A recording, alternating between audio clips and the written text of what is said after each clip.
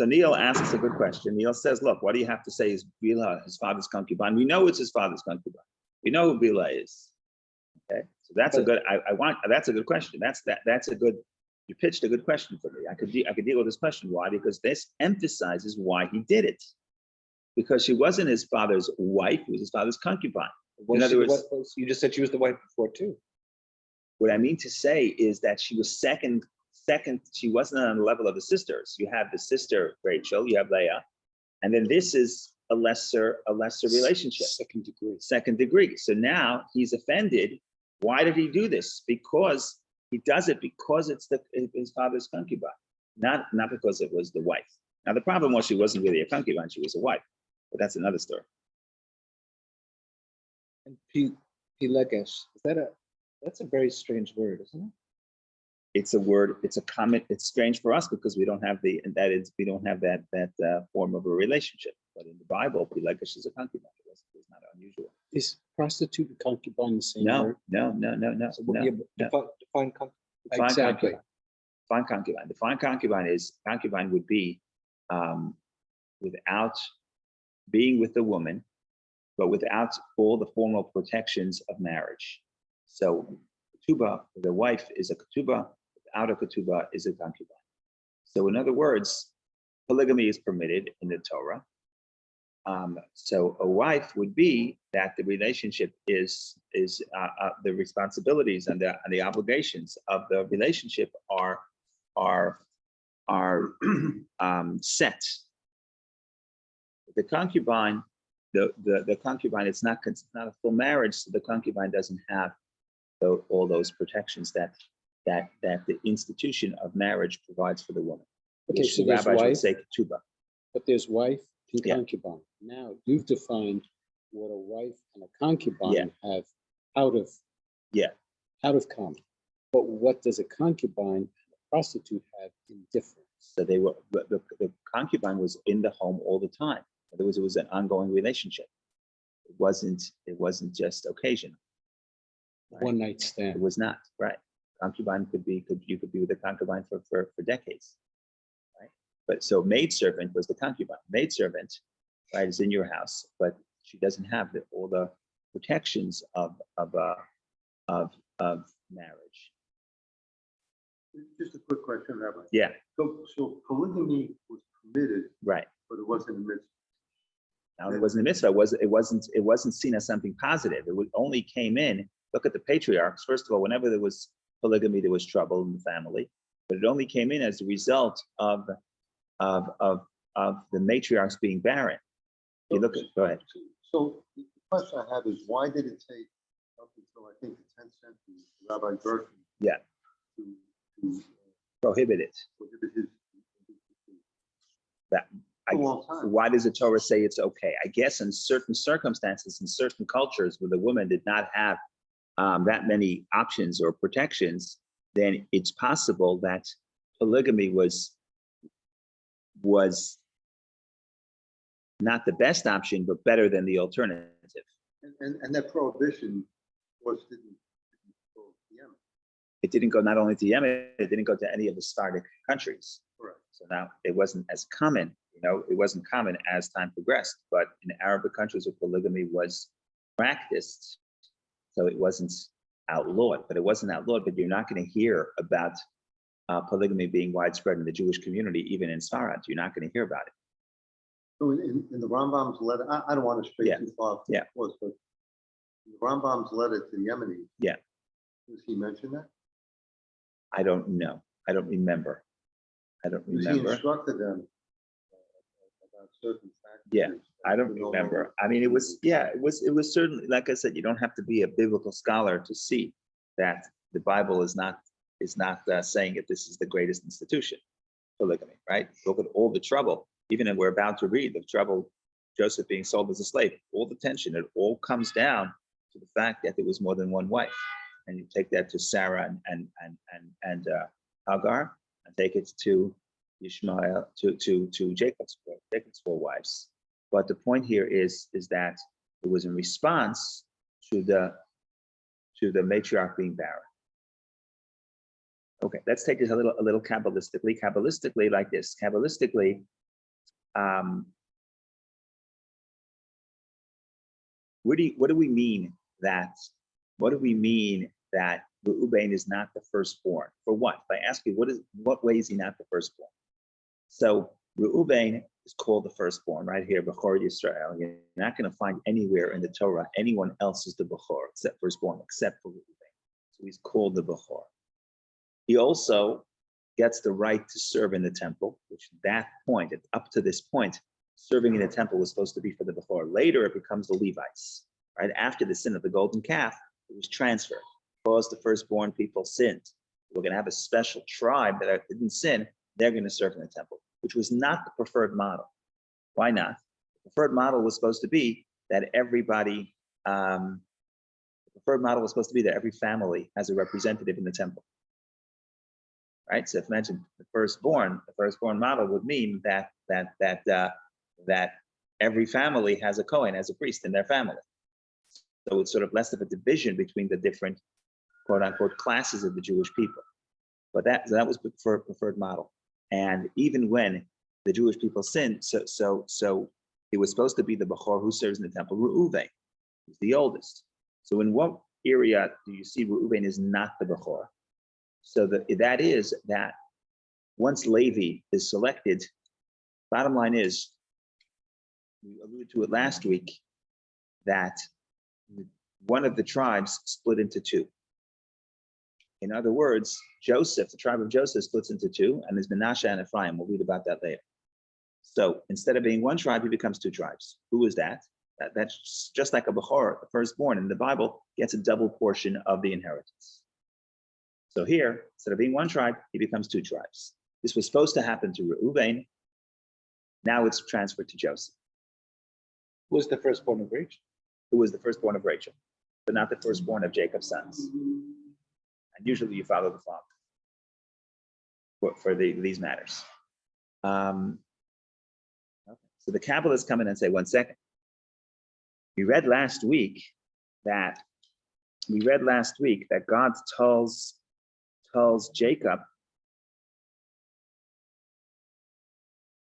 in verse 189, I'm sorry, page 189, verse 11, after God changes his name to Israel, and God said to him, I am El Shaddai, be fruitful and multiply, a nation and a congregation of nations shall descend from you. You read Rashi. Rashi says that we're not talking about the nation of the Jewish people. Okay, we know that already. He was already promised. We mean simply more children. And if you had to count, how many more children does verse 12 allude to? We talked about this last week about the Goy, right? Goy ukal goyim. So verse 11, a Goy, a nation, and a congregation of nations. How many do you get? 3. Goy is one nation, but then congregation of nations is plural. So the minimum of plural is 2. So 1 plus 2, 3 children. How many children did Jacob have after that? 1. Benjamin. Benjamin was the only one who was born after this promise. Right? So we have a problem. What about the other 2 sons? So Rashi says the other 2 sons is Manasseh and Ephraim. Manasseh and Ephraim are Joseph's sons. And before Jacob passes away, he tells his son Joseph, your 2 sons, Manasseh and Ephraim, will be like mine. He's adopting his grandchildren, 2 of his grandchildren, like his own children. Okay, so according to Rashi, that's what the prophecy alludes to. And the prophecy says, a nation and a congregation of nations will emerge from you. Nation is Benjamin, and the congregation of nations is another 2, Manasseh and Ephraim. Say the Kabbalists, it was supposed to be Bilhah. Bilhah was supposed to have 2 more sons. Bilhah is the maidservant of Rachel. Reuven interferes and takes the bed away from Bilhah. According to Bilbel Yitzuev, he confused the bed of his father. So now Bilhah, because of that interference, Bilhah does not have any more children with Jacob. But the 2 sons that were supposed to come from Bilhah, therefore come from Joseph. That's the Kabbalists. That's how the Kabbalists read this. Because in other words, they're very into the souls and who the souls. And in other words, Joseph's sons are supposed to be. They're really the Manasseh and Ephraim are the souls that were supposed to be Jacob's sons with Bilhah, but because of that Reuven's sin, now that was delayed. the next generation, but those two are really Jacob's sons. That's how they read it.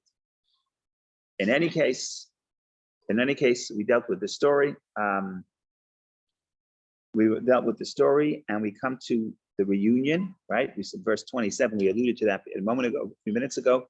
Jacob, after 22 years, comes back to his father, to Kiryat Arba, to Hebron, the place where Abram and Isaac lived.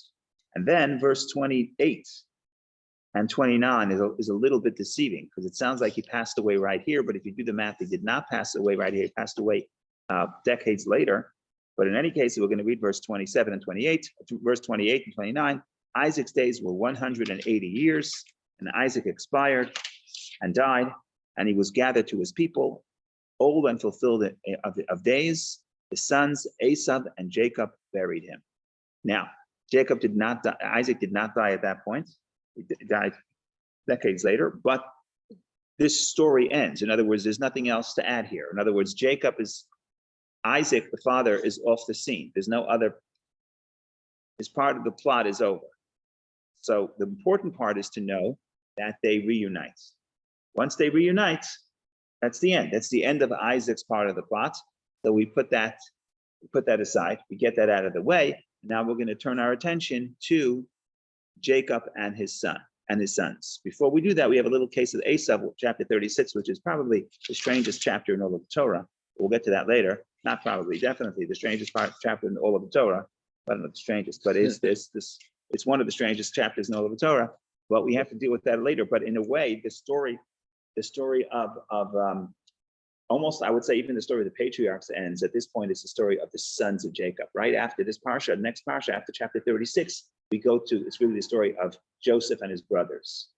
So Jacob is still alive, but he's still now a supporting actor. It's not the story of Jacob, it's the story of Jacob's children. So I would say the last third of the book of Genesis shifts from the patriarchs to their children.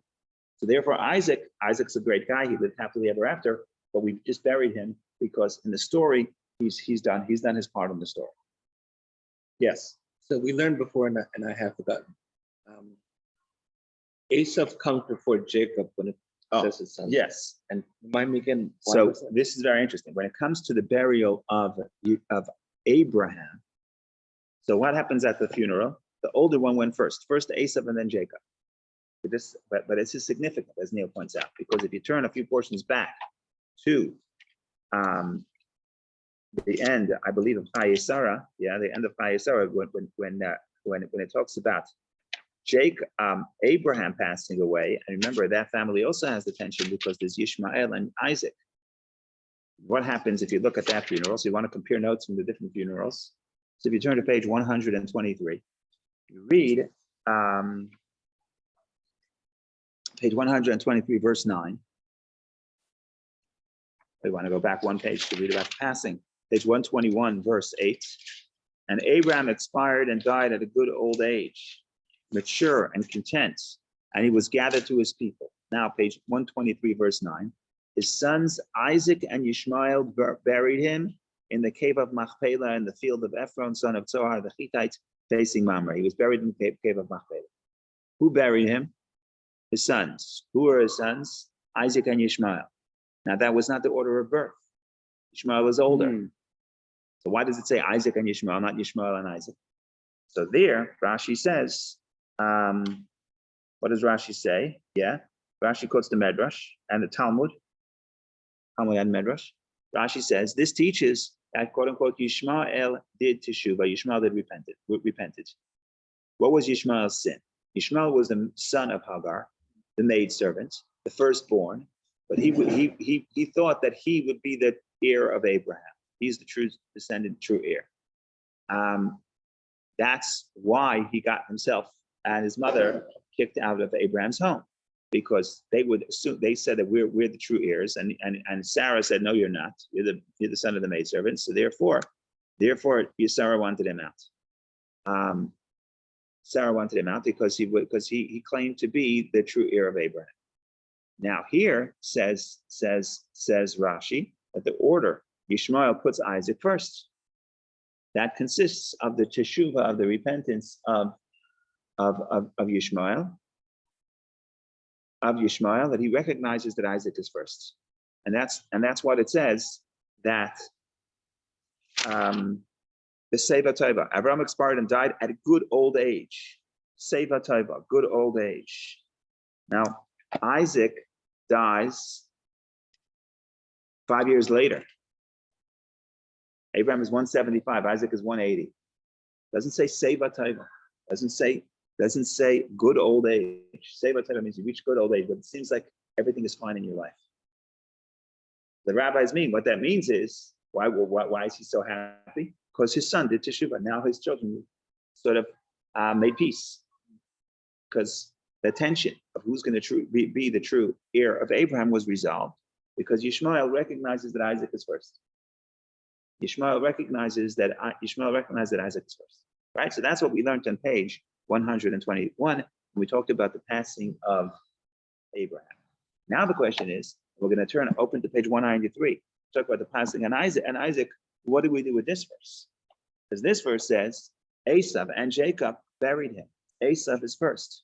So was that a problem? Was that the right thing? Was that not the right thing? So that Rashi himself does not help us here, I don't think. But other commentators talk about it. In other words, was this a problem? How do I deal with this? Did I write it down?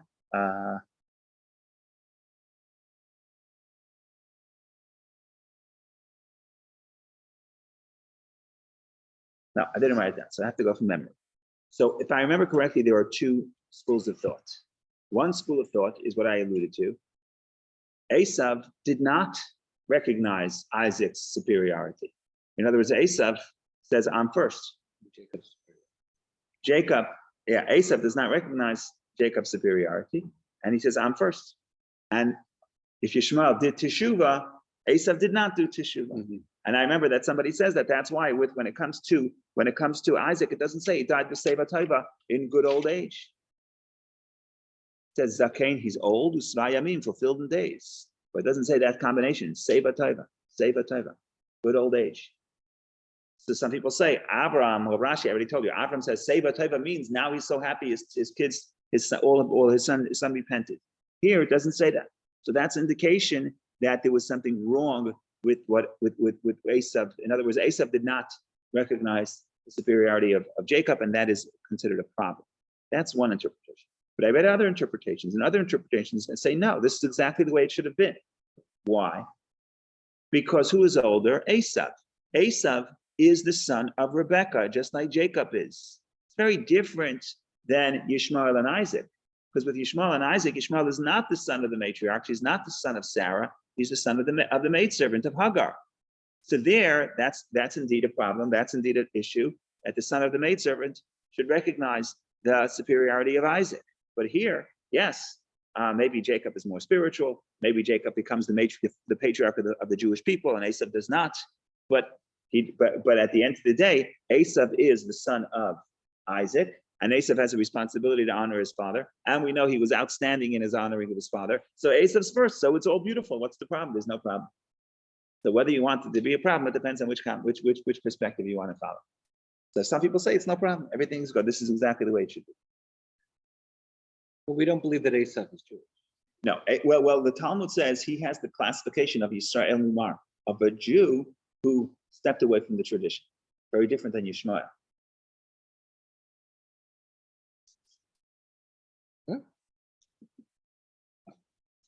Esau has the classification of an Israelite who rejected the tradition.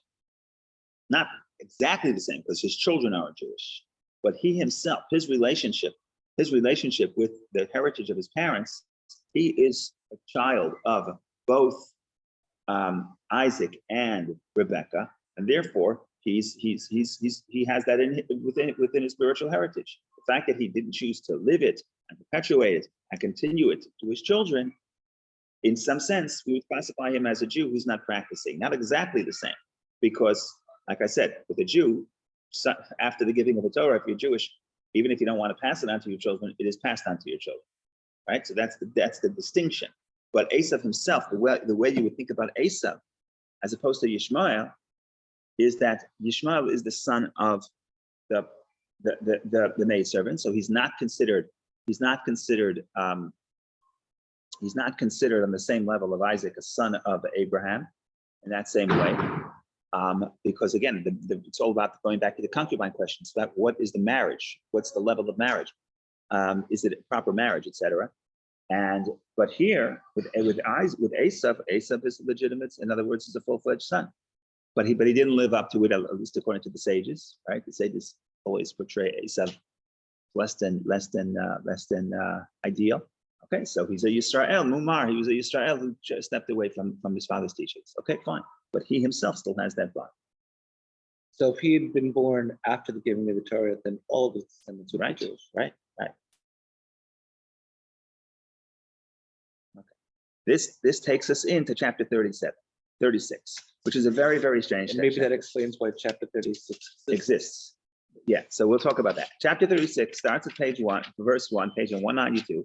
And if you ever wanted to know the history of the stories of Esau and his descendants, well, today's your lucky day, because you have no less than 43 verses in the Torah that tell you all about Esau's descendants, who were the kings, where the kings came from, who they married, even the wives of some of the kings or one of the kings. Completely strange, completely out of character, totally and completely irrelevant to us. Now, there are a few points that are relevant, and some are repetitive, but some of it is just ridiculous. I'm just going to, for example, turn down, read a few verses. I'll read verse 1 and 2, then I'll go to verse 11, 12. This is a little crazy. Here we go. These are the descendants of Esau. He is Edom. Esau had taken his wives from among the Canaanite women. Ada, daughter of Elon the Hittite. Alivama, daughter of Anna, daughter of Sivon and the Hivite. And Basmat, daughter of Yishmael, sister of Nevayot. Ada bore to Esau Eliphaz. Basmat bore Reuel. And Alivama bore Yeush, Yalem, and Korach. These are Esau's sons who were born to him in the land of Canaan. Oh, they were born in Canaan. And then you want to know, then they move. They go to Seir. What happens in Seir?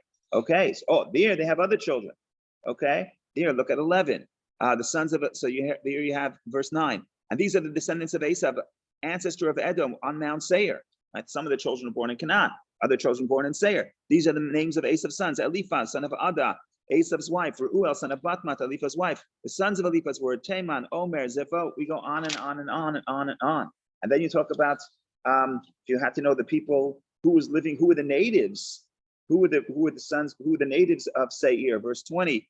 These are the sons of Seir, the Horites, who were settled in the land. Lotan and Shoval, on and on. All these names. Personally, I don't really care about it.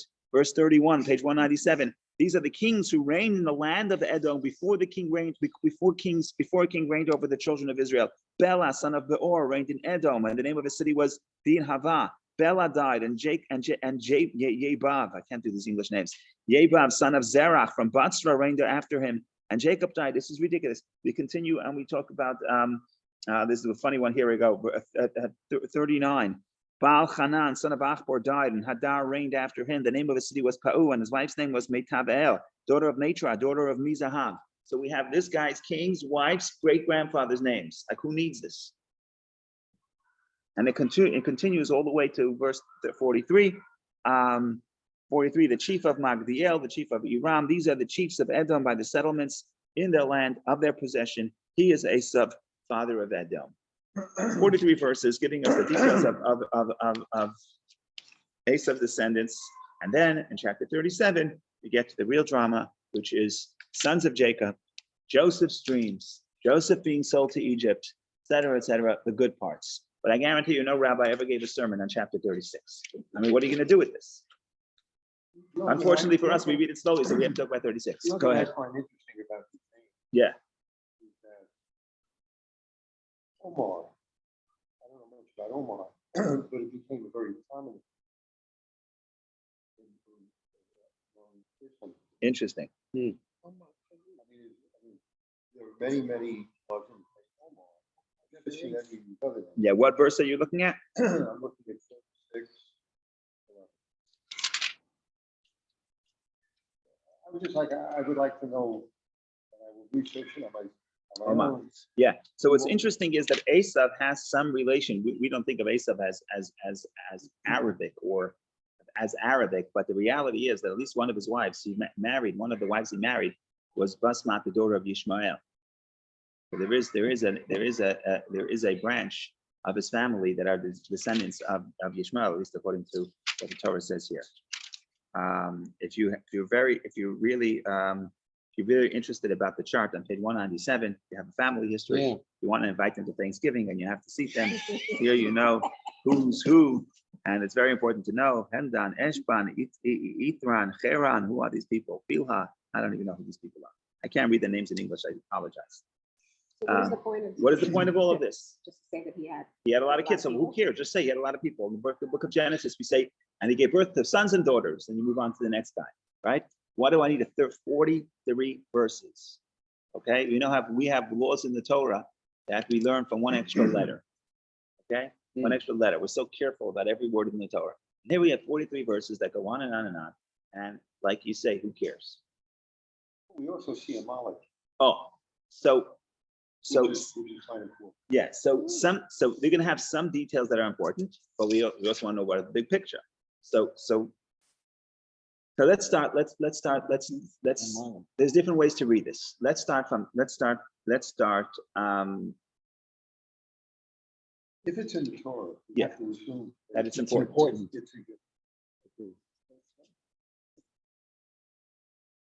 I'm going to try to give you the spectrum of opinions. One opinion is that, let's start from the extreme that Torah doesn't really want to talk about this. Right? We'll go to the other extremes. In other words, it's really not important. We're going to qualify that, but we're really just trying to get these people out of the way. Think about Jacob's, compare Esau's descendants and Jacob's descendants. Jacob's descendants, you're going to have another 4.5 books, right? That's what's really happening in the 5 books of Moses. We have 2 brothers. We have Esau and we have Jacob. They grew up together. They had the separation for 20 years. They met again in Vayishlach. They met again in this week's Parsha, in this Parsha, right? They had the reunion. Okay, so now what's going to happen? We have no idea. Remember, you know the end of the book, and you also have 3,500 years of history to look back to. But we don't know what's happening with his family. Like, where is this going? Is Esau going to continue the legacy? Is it going to be Jacob? We have no idea, right? But the reality is that at some point we drop Esau and we go to Jacob. So we're going to have we have 43 verses about Esau, which sounds like a lot, but not if you compare 43 verses to 4.5 books. Okay, so one way to look at it is we're actually closing Esau down. We're putting in all this information, but what we're trying to do is say, end his story. We're trying to end the story, just like we put, I don't want to, not exactly the same way. We put Isaac, pun intended, we put Isaac to bed, buried Isaac, your story is done. We're doing the same to Esau. Esau's story is done. There's nothing to know about. You want to know exactly who was the king? Go check, take a look. We're giving you all the information you need to know about Esau, and case closed. We're shifting away. In other words, the list of people is not to tell you there's massive information here. It's the opposite. It's to tell you that what's coming now, these people are not important to the story anymore. If you give the genealogy, it's actually these people are not important to the story. You'll see a very similar thing you'll see somewhat similar thing with the descendants of Yishmael.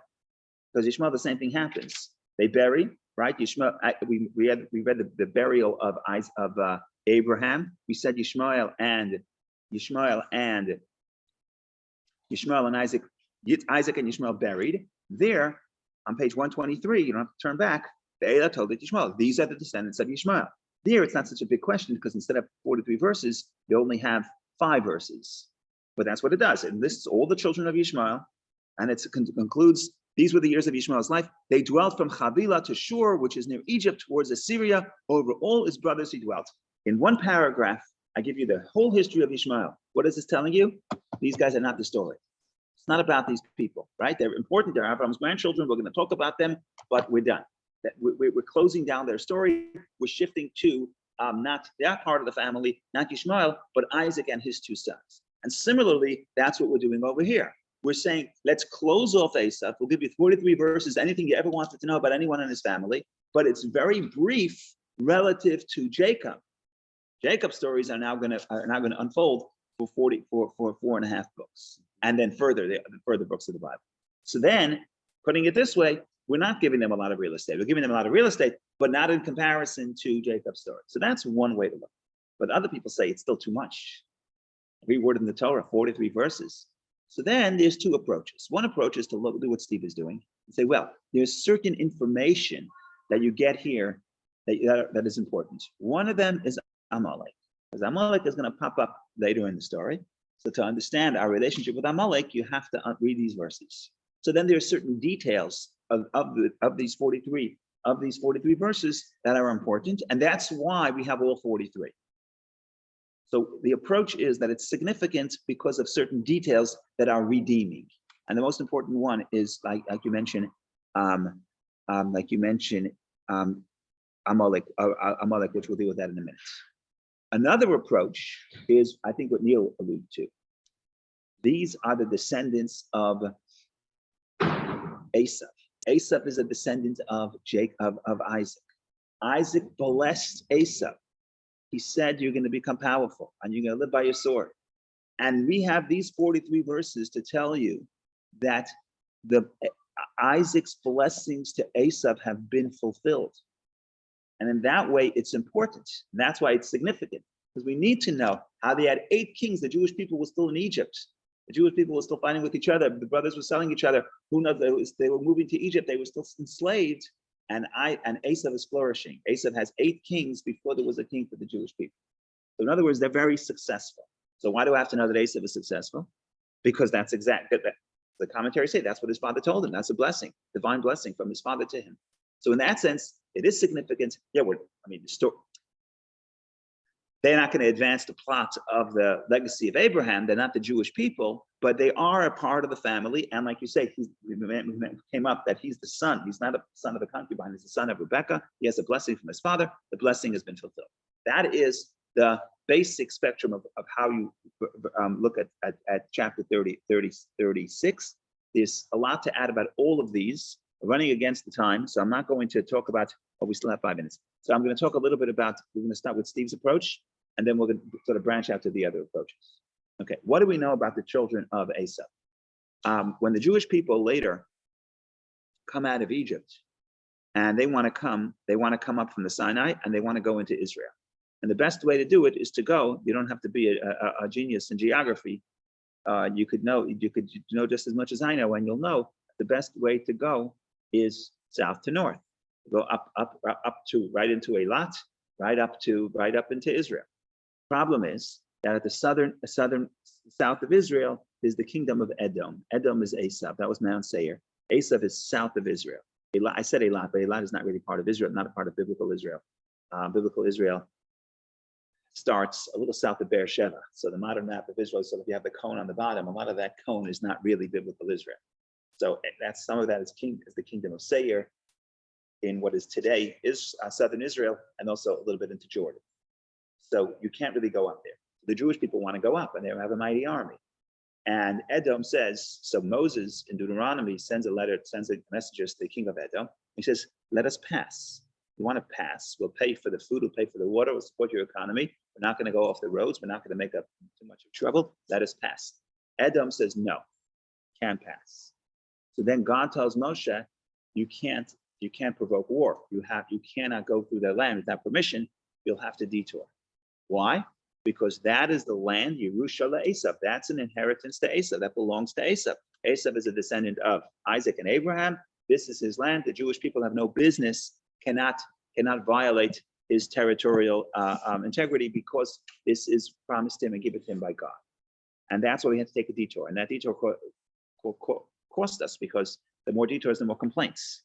A lot of the complaints of the 40th year are associated with the extra trip, the extra journey around Seir. Those few months cost a lot of trouble. Okay, eventually we come all the way around. We also go around Ammon, Moab, and then we come into Israel.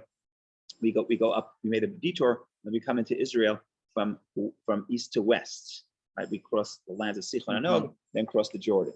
So we didn't come from south to north. We came from east to west. We went a detour up and around. Okay, so now we know that the Torah has great respect for the descendants of grandchildren of Abraham, not just Edom, but also once we came around, there were two smaller countries, Ammon and Moab. We weren't allowed to touch them either. Also the descendants of Lot, related relatives of Abraham, the nephews of Abraham. So those countries we can't provoke war against them, and we can't certainly not battle them because that land, they inherit that land. That's these stories. What I just told you is written written in the 4th book of the Torah in Numbers and reiterated in Deuteronomy, the 5th book. Okay, what's that? Who's the outlier? Amalek. Amalek attacks the Jews when they leave Egypt. And Amalek, we have a commandment to battle Amalek and to obliterate Amalek. And never, God will always be at war with Amalek. Why? Because they attacked us. Okay, but this is strange. Esau's grandchild, Isaac's grandchild, this is Amalek. This our arch enemy is Isaac's grandchild and Abraham's grandchild. So it's a little bit unsettling. So then some people say that's why we have to have this whole history and know who married who and who's concubine. And the dirty little secret that they don't tell you in grade school is that Amalek was a descendant of Esau, yes, of Eliphaz, but not of a marriage, but of a concubine. He's not really legally considered the descendant of Eliphaz, the son of Esau. Now we know why we can go after him. Well, we go after him because he attacked us. But if he was how this character comes out of the descendants of Esau, because it wasn't really a proper marriage. It wasn't a holy marriage. And that's why there's no surprise. So that's your approach. Some people say that. If you want to see the actual map, if you look at, let's see if I can find it here. If you look at verse 12, page 193. Verse 12. And Timnah was a concubine of Eliphaz, son of Esau, right at the bottom of page 193. Verse 12. And Timnah was a concubine of Eliphaz, son of Esau, and she bore Amalek to Eliphaz. These are the children of Ada, Esau's wife. So in other words, Eliphaz has a concubine named Timnah. The son is Amalek. Now we know the history of Amalek. Now that helps us understand the Torah's relationship with Amalek. First of all, the historical relationship, the fact that they attacked us, and they're painted as people that attacked us. Nothing wrong with attacking the Jews if you stand to gain. But Amalek didn't even stand to gain anything because they were not in a line of fire. We weren't supposed to attack their land. We weren't supposed to conquer their territory. It was outside of Israel. They just attacked us just because of the brazenness and their hate to the Jewish people. So therefore, we have a commandment to obliterate them and always remember them. On the other hand, it says we're not supposed to provoke war against the descendants of Esau. So how do we deal with that? So according to some people, the whole chapter 36 is only here to tell you verse 12. That's already enough of an excuse to put in all the lineage to give us the information, to slide in the information of Amalek. Amalek's lineage, he was not the son of a marriage, he was the son of a concubine. Go ahead, Steve. I'm just wondering if one of his motivational factors was the disenfranchisement. Probably. Everybody has their own trauma, right? The bully probably wasn't treated the best in his family, correct? It was, and it handed down to your old position in that family. Yeah, well, it's handed. Even we know about it, and so it wasn't the biggest secret, right? We're sitting in 2023, and we know about it. And that was his form of retribution. But he let it out of the wrong victim. Yeah. Okay. So there's a lot more to say because there's a lot of Kabbalah here, and I gave you the spectrum, but I didn't tell you the Kabbalists. The Kabbalists say that all the kings of the sons of Esau is very significant and very important. So if you want to have more information about chapter 36, and if you're troubled of why we have 43 verses telling you the descendants of Esau, and if the answer we just said, Steve's answer, satisfied you a little bit, but not fully, then you have to come back next week, either in person or on Zoom, and then you'll get a little bit more information, and hopefully you'll be satisfied. What did I say? In person or on Zoom? And you're saying only in person. Okay. There's a disagreement here. Okay, fine. Have a wonderful day. Thank you for joining. Thank you. Wonderful day, everybody. Thank you.